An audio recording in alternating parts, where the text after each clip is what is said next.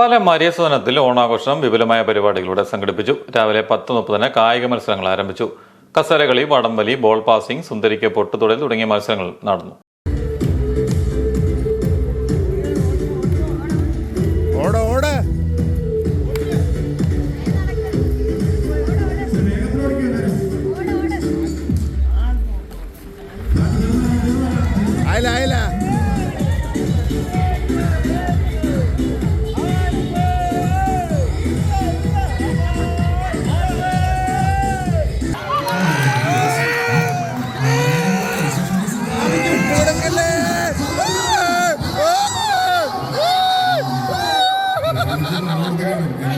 പൊതുസമ്മേളനം മാനസികാപ്പൻ MLA ഉദ്ഘാടനം ചെയ്തു.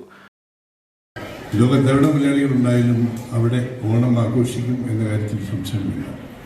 പല രാജ്യങ്ങളിലും പോയിട്ട് ഓണാഘോഷ പരിപാടികളിൽ പങ്കെടുത്തിട്ടുള്ളൊരു വ്യക്തി എന്ന നിലയിൽ അത് പറയുന്നതിൽ എനിക്ക് വലിയ സന്തോഷമുണ്ട്.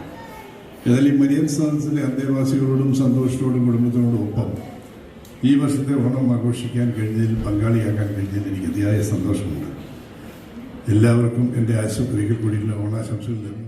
കൗൺസിലർ ബൈജു കൊല്ലംപറമ്പിൽ, കുര്യൻ ജോസഫ്, സന്തോഷ് മരിയസദനം തുടങ്ങിയവർ പ്രസംഗിച്ചു.